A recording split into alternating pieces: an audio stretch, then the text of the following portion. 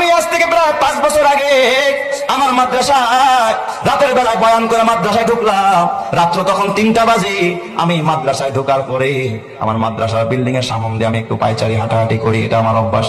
দেখি ছাত্রদের কোনো সমস্যা আছে কিনা। হঠাৎ দেখি বিল্ডিং এর সামনে দিয়ে হাঁটতেছি, গুনগুন গুনগুন করে কান্নার আওয়াজ। রাত্র 3টা, আমার কলিজায় যেন আঘাত হানতেছে। আল্লাহ ও মালিক, গভীর রাত, মানুষ ঘুমায়, পশু পাখিরা ঘুমায়, এই রাতে আবার কে কাঁদে? হাঁটতে হাঁটতে যখন মসজিদের দিকে আগাইলাম, দেখি মসজিদের কেসি গেট দিয়া সামনে থেকে কান্নার আওয়াজ আসতেছে। বারান্দায় গিয়া মোবাইলের আলো জ্বালাইয়া যখন আলো মারলাম, তাকা দেখি মসজিদের ভিতরে আমার মাদ্রাসার 2টা এতিম বাচ্চা, ওরা বিনয়া বিনয়া মোনাজাত দিয়া কাঁদতেছে। আমার মনটা অনেক খারাপ হয়ে গেল। আরে মালিক, একটার বয়স 10 বছর, আরেকটার বয়স 7 কি 8 বছরের বাচ্চা রাতের বেলায় কাঁদতেছে তাহাজ্জুদের নামাজ পড়িরা। মনে চাইলো ভিতরে ঢুকে একটু আদর করি, কিন্তু চিন্তা করলাম হায় আমি ঢুকলে ওরা আর কাঁদবে না, আমলটা নষ্ট হয়ে যাবে। আমি আর ভিতরে ঢুকলাম না, উপরে চলে গেলাম আমার রুমে হুজরাখানায়। ফজরের আজান হলো, মসজিদে আসলাম। আমি কাতার দিয়ে হাঁটতেছি আর তালাশ করতেছি, দেখি ওই বাচ্চা 2টা কোথায়। হঠাৎ দেখি বাচ্চা 2টা মসজিদের পিছনের সফে, ওরা আমার মসজিদে ফজরের পর সূরা ইয়াসিনের আমল হয়, আসমায়ে হুসনার আমল হয়। ওই বাচ্চা 2টা সূরা ইয়াসিন পড়তেছে। আমি একটা ছেলের মাথায় হাত দিয়া বললাম, বাজান দোয়া শেষ হইলে তোমরা 2জন আমার রুমে আসবা, তোমাদের সাথে আমার পার্সোনাল কিছু কথা আছে। ওরা 2জন দোয়া শেষ করে আমার রুমে গেছে। আমি কাছে বসাইতে চাইলাম, খাটের ভিতর আমার সাথে বসলো না। ছাত্ররা ওস্তাদের খাটে বসে না, আমার পায়ের সামনে বসেছে। বড় ছেলেটা বয়স 10 বছর হবে, ছোটটার বয়স 7 কি 8 বছর। জিজ্ঞাসা করলাম, মাথা হাত দিয়া বাজান রাতের বেলায় তোমাদের 2জনকে কাঁদতে দেখছি, কারণটা কি খুলে বলো। বড় ছেলেটা জিজ্ঞাসা করার সঙ্গে সঙ্গে তাকায় দেখি হাউমাউ করে কাঁদতেছে, গাল বায়া বায়া পানির ফোঁটা পড়তেছে। আমার ডাক দিয়া, হুজুর আপনি কি চিনেন না? আমরা 2জন আপন ভাই, এটা আমার ছোট ভাই, আমার বাবা আজকে দুনিয়াতে বাইচা নাই। হুজুর আমরা 2জন এতিম, আমার মা, আমার ছোট্ট একটা বোন আছে, এই বোনটাকে নিয়ে একটা বস্তিতে ভাড়া থাকি। হুজুর মানুষের বাড়িতে বুয়ার কাজ করে, এটা দিয়ে আমাদের সংসার চালায় আর আমাদের পড়াশোনা হয়। হুজুর শোনেন, আমার ভাইটা চিকুনগুনিয়া জ্বর, আজ থেকে 4-5 বছর আগে সর্বত্র চিকুনগুনিয়ার ছড়াছড়ি। হুজুর আমার ভাইটা বোর্ডিং এর খাবার, এত নরমাল খাবার আমার ভাইটা কোনোদিন 1 লোকমা, কোনোদিন আধা লোকমা, কোনোদিন একটু ডাইলের পানি চুমুক দিয়া খায়। জ্বরের মানুষ 7 বছরের বাচ্চারে মা বাবারা নুডলস রান্না করে খাওয়ায়, হরলিক্স খাওয়ায়, গরম পানিতে গোসল করায়, মা নিজে খাওয়ায় দেয়। ওই বাচ্চা মা বাবা সারা বাচ্চা। ও হুজুর গতকালকের ঘটনা, আমার ভাইটা 1 লোকমা খানা খায় না।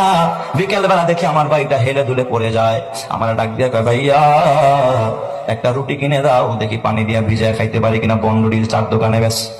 ওই ছেলেটা ডাক দিয়া বলে, উস্তাদ কসম আল্লাহ আমার কাছে একটা রুটি কেনার মতো পয়সা নাই। ওরে আমি একটা রুটিও কিনে দিতে পারি নাই। বললাম, ভাই রে আসরের পর ঐচ্ছিক ছুটি থাকে, ওই সময় আমি বাসায় যাবো, আম্মুর কাছ থেকে টাকাই না, তোরে রুটি কিনে দেবো। আমি আসরের নামাজ পড়া দৌড়াদৌড়ি কইরা বাসায় গেলাম। ওই বস্তির ভিতরে যাই দেখি আমার মা ঘরে পড়া, আমার ছোট্ট বোনটা মায়ের পাশে কাঁদতেছে। ডাক দিয়া বললাম, মা কিছু টাকা দিবানি, ওর তো অসুস্থ, ওর একটা রুটি কিনে দিতে হবে। আমার মা আমার ডাক দিয়া, বাবা আজকে 4-5 দিন হয় আমি অসুস্থ, কাজে যাইতে পারি না, ঘরে খাবার নাই, বাড়িওয়ালায় ভাড়া চায়, ভাড়া না দিতে পারলে ঘর থেকে বের করে দিবে, আমি করে কেমনে টাকা দিব? হুজুর আমার মা আমার টাকা দিতে পারে না।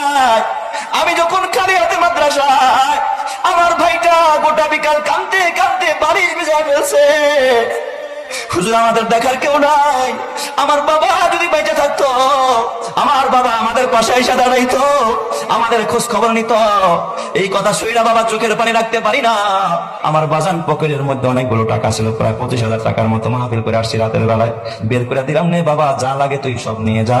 ওরা 2টা ভাই আমার পার মধ্যে জড়ায়, হুজুর টাকা লাগবে না, দোয়া করেন। আমি জোর করে 3,000 টাকা বের করে বললাম, 2,000 তোরা 2 ভাই নিবি, আর 1,000 টাকা তোর মাকে দিবি। ও আমার বাবা, তাইলে আর কত অসহায়, এরা আল্লাহর কাছে কান্দে। কয় হুজুর রাতের বেলা আমার সব ছাত্র ভাইরা ঘুমায়, আমার তো আর ঘুম হয় না। ছোট ভাই তারা বললাম, ভাই রে আমাদের দেখার কেউ নাই, যিনি এতিম বানাইছে তার কাছে যাই, চলো মসজিদে গিয়া বলি। তাই আল্লাহর কাছে একটু কান্দা কান্দা বললাম, ও আমার বাজার ওদের প্রতি খেয়াল রাখ। আল্লাহর নবী কয়, আনা ওয়া কাফিল ইয়াতীমি কাহাতাইনি ফিল জান্নাহ।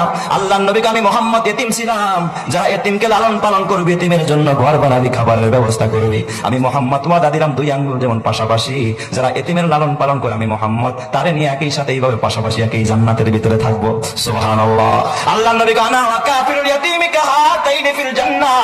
ও আমার বাজার, ও অত্র এলাকার ও ধনী মানুষেরা, ও ভাড়াটিয়া ভাইয়েরা, ও ব্যবসায়ী ভাইরা, তোমার হাতে পায়ে ধরা বলি, যে এই সন্তানের জন্য এত স্বপ্ন, হতে পারে সন্তানের কারণে তোমাকে জাহান্নামে জ্বলতে হইতে পারে। আর এই যে মাদ্রাসার একজন এতিমকে খুশি করবে, এতিমের খাবারের ব্যবস্থা করবা, বিনিময়ে আমার রব্বুল আলামিন তোমাকে জান্নাত দান করবে। জোরে কোন সুবহানাল্লাহ।